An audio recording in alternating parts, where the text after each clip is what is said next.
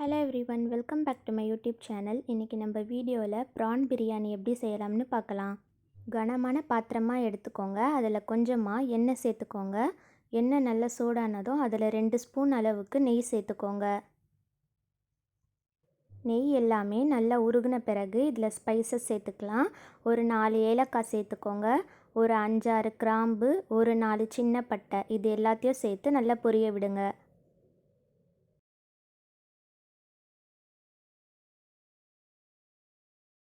எல்லாமே நல்லா பொரிஞ்சு வந்ததும் இதில் வெங்காயம் சேர்த்துக்கலாம். ஒரு 5 பெரிய சைஸ் வெங்காயத்தை இந்த மாதிரி நீல வாக்கில் கட் பண்ணி சேர்த்துக்கோங்க.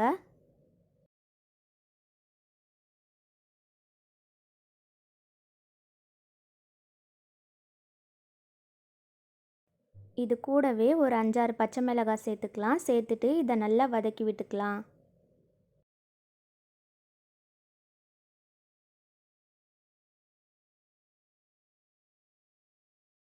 இப்போ இதில் கொஞ்சமாக கல் உப்பு சேர்த்துக்கலாம். கல் உப்பு சேர்த்துட்டு நல்லா வதக்கி விட்டுக்கோங்க.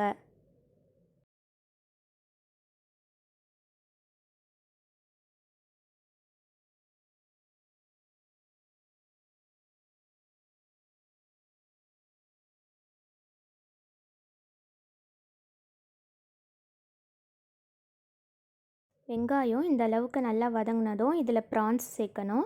ப்ரான்ஸை 4-5 வாட்டி நல்லா வாஷ் பண்ண பிறகு கொஞ்சமாக மஞ்சள்தூள் சேர்த்து 2-3 வாட்டி நல்லா வாஷ் பண்ணிக்கோங்க. அப்போ தான் சாப்பிடும் போது அந்த பச்சை வாசனையோ டேஸ்ட்டோ வராமல் இருக்கும். ப்ரான்ஸ் சேர்த்த பிறகு அதை வெங்காயத்தோடு சேர்த்து நல்லா வதக்கி விடணும். ஒரு 5 நிமிஷத்துக்கு நல்லா வதக்கி விட்டுக்கோங்க. இப்போ இதில் 2 டீஸ்பூன் அளவுக்கு இஞ்சி பூண்டு பேஸ்ட்டு சேர்த்துக்கலாம். இஞ்சி பூண்டு பேஸ்ட்டு சேர்த்துட்டு நல்லா வதக்கி விடுங்க. அந்த ஸ்மெல் போகிற வரைக்கும் நல்லா வதக்கணும். இந்த அளவுக்கு நல்லா வதங்கினதும் இதில் தக்காளி சேர்த்துக்கலாம். 4 பெரிய சைஸ் தக்காளியை நீல வாக்கில் கட் பண்ணி சேர்த்துக்கோங்க. கூடவே கொஞ்சமாக புதினா கொத்தமல்லி சேர்த்துக்கோங்க.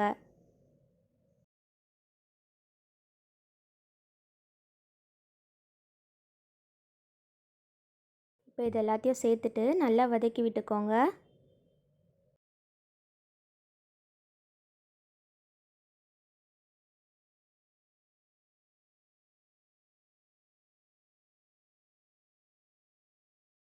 புதினா கொத்தமல்லி நல்லா வதங்கினதும் இதில் மசாலா தூள் சேர்த்துக்கலாம். 1/4 ஸ்பூன் அளவுக்கு மஞ்சள் தூள் சேர்த்துக்கோங்க. 1 டேபிள் ஸ்பூன் அளவுக்கு வெறும் மிளகாய் தூள் சேர்த்துக்கோங்க. சேர்த்துட்டு எல்லாத்தையும் நல்லா வதக்கி விடுங்க.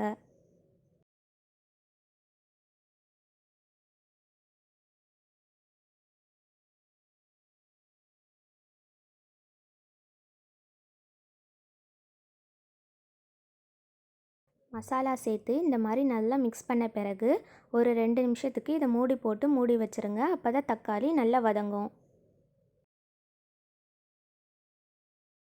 பாருங்கள், தக்காளி எல்லாமே நல்லா வதங்கிருச்சு.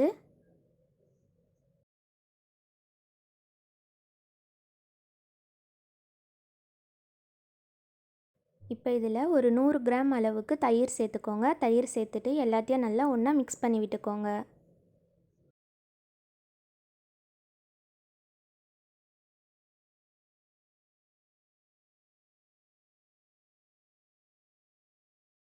இப்போ இதில் நம்ம தண்ணி சேர்த்துக்கலாம்.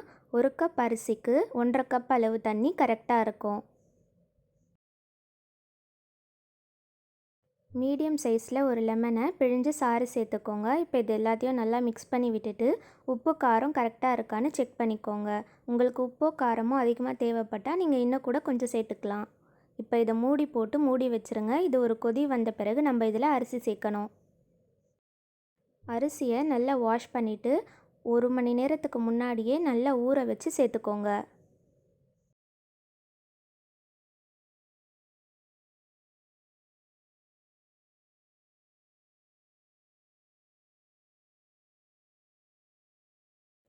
அரிசி சேர்த்த பிறகு இந்த மாதிரி எல்லாத்தையும் நல்லா ஒன்று சேர மிக்ஸ் பண்ணி விட்டுக்கோங்க. ரொம்ப கிளறக்கூடாது, அரிசி உடஞ்சிரும்.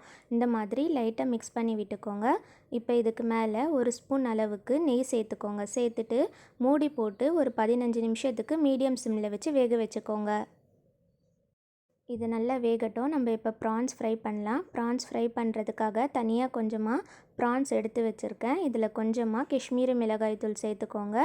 கொஞ்சம் கரம் மசாலா, கொஞ்சம் மஞ்சள் தூள், கொஞ்சமாக பெப்பர், கொஞ்சமாக இஞ்சி பூண்டு பேஸ்ட் இது எல்லாத்தையும் சேர்த்துட்டு நல்லா ஒன்று சேர மிக்ஸ் பண்ணிக்கோங்க.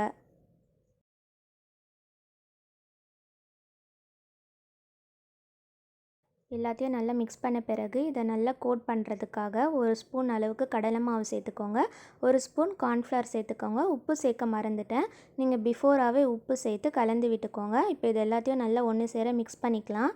இதில் 1 ஸ்பூன் அளவுக்கு எண்ணெய் சேர்த்துக்கோங்க. சேர்த்துட்டு எல்லாத்தையும் நல்லா ஒன்று சேர கோட் பண்ணிக்கோங்க.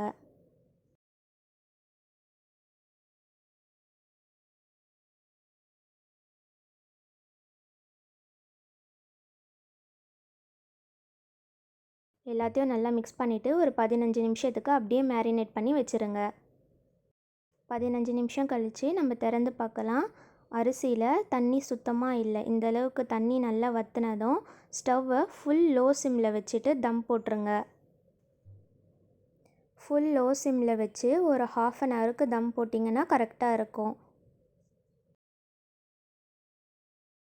இப்போது ஒரு பேனில் கொஞ்சமாக எண்ணெய் சேர்த்துக்கோங்க.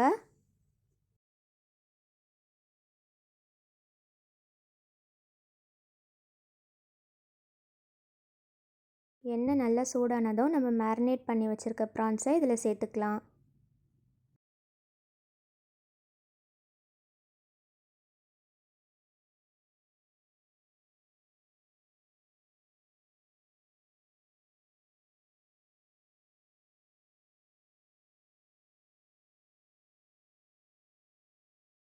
இதில் கொஞ்சமாக கருவேப்பிலை சேர்த்துக்கலாம்.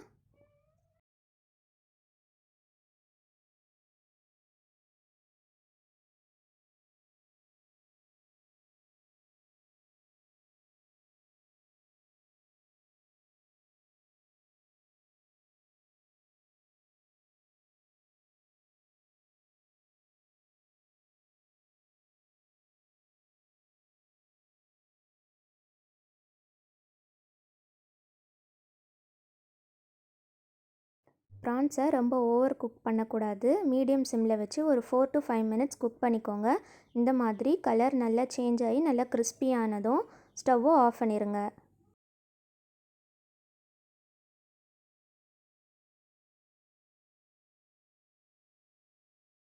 இப்போ நம்ம பிரியாணி ஓப்பன் பண்ணி பார்க்கலாம். இந்த மாதிரி சைடில் இருந்து சாப்பாடை நல்லா மிக்ஸ் பண்ணுங்கள். அப்போ தான் அரிசி உடையாமல் இருக்கும். ரொம்ப ஓவர் மிக்ஸ் பண்ணக்கூடாது. இந்த மாதிரி லைட்டாக மிக்ஸ் பண்ணுங்கள்.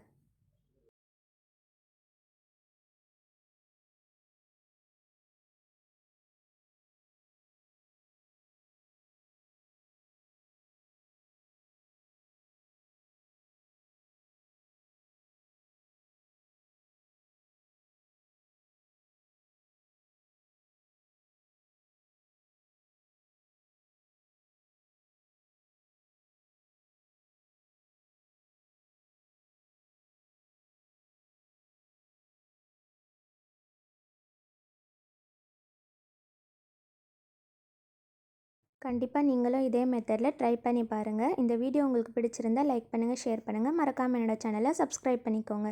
தேங்க்ஸ் ஃபார் வாட்சிங்.